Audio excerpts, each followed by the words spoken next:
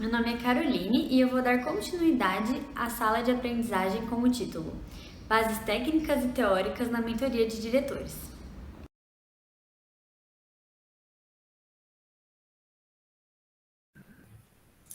Como vimos, as estratégias metodológicas passam por 4 etapas fundamentais. A segunda etapa é a aprendizagem por meio do feedback escrito. Os registros e feedbacks são documentos utilizados como fontes de informação e armazenamento de dados, além de serem instrumentos que auxiliam no processo de mentoria, com finalidade de desenvolver estratégias de ação e aperfeiçoamento. Essas formas de registro são técnicas importantes, principalmente na mentoria do tipo mentoring, que acontece virtual, pois exige dos diretores uma organização muito atenta quanto aos agendamentos das reuniões online com antecedência, os encontros à distância, as rotinas com a comunicação virtual e também a realização de um bom feedback escrito.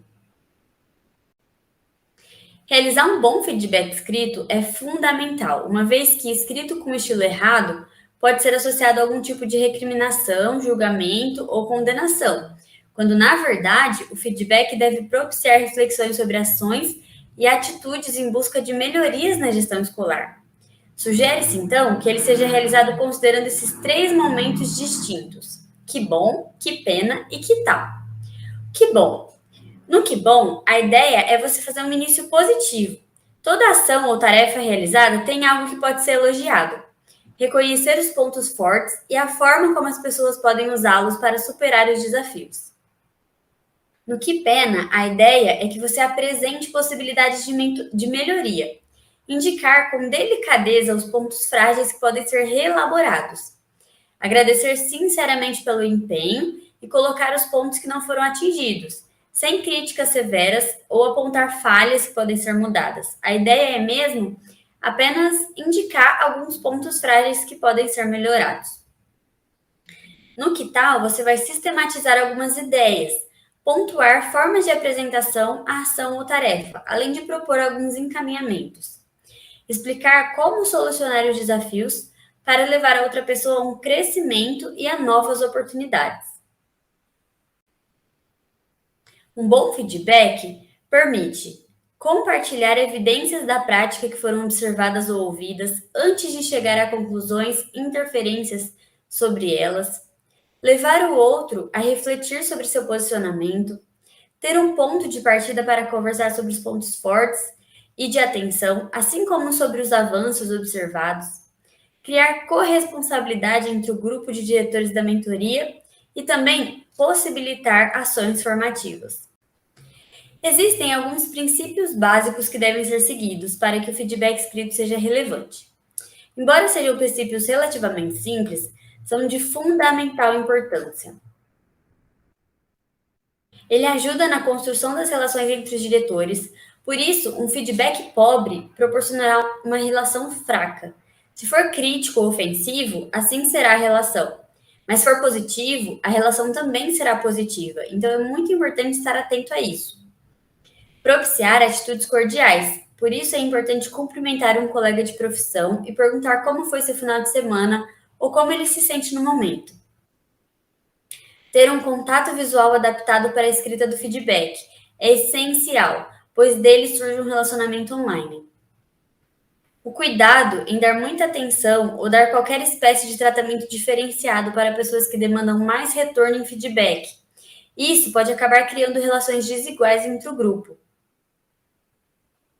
Os relacionamentos devem ser os mais amorosos possíveis, com vistas a todos os diretores participantes se sentirem acolhidos. Todos, sem exceção. Com base na metodologia da cultura colaborativa, é importante seguir as técnicas e estratégias que orientam a conduta das reuniões em geral. Diga sempre, no início da reunião, o objetivo e a tarefa que precisam realizar. O trabalho colaborativo requer que todos visualizem os objetivos e, por isso, eles precisam ser explícitos e compartilhados. Durante a reunião, estabeleça e garanta horários para que os participantes do grupo influenciem uns aos outros. E ao final da reunião, reflita sobre o entrosamento de todos, todas e sobre a qualidade da colaboração entre os pares. Faça uma avaliação ao final de cada reunião de trabalho, nos últimos 5 minutos. Alguns cuidados essenciais para as reuniões são: estabeleça a comunicação mútua.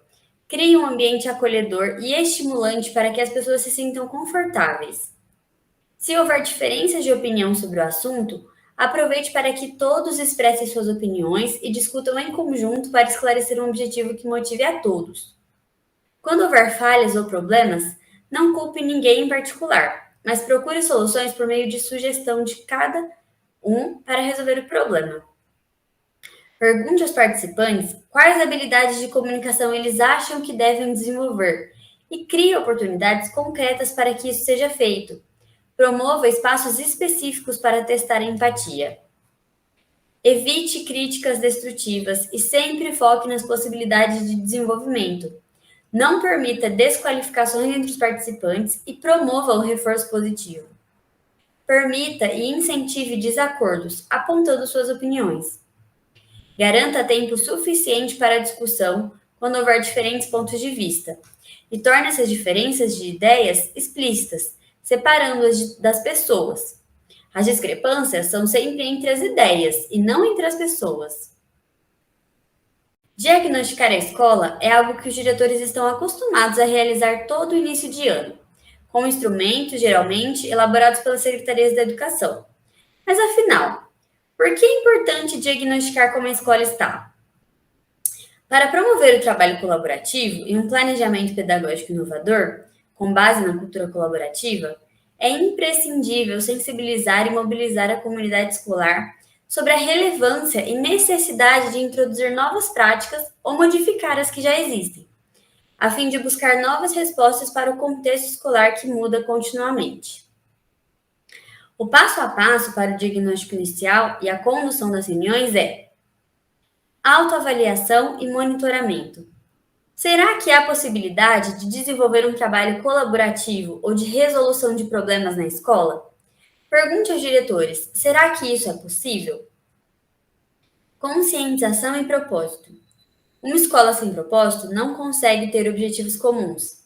A sensibilização da comunidade escolar sobre o trabalho colaborativo deve acontecer por meio do envolvimento com os propósitos de cada escola.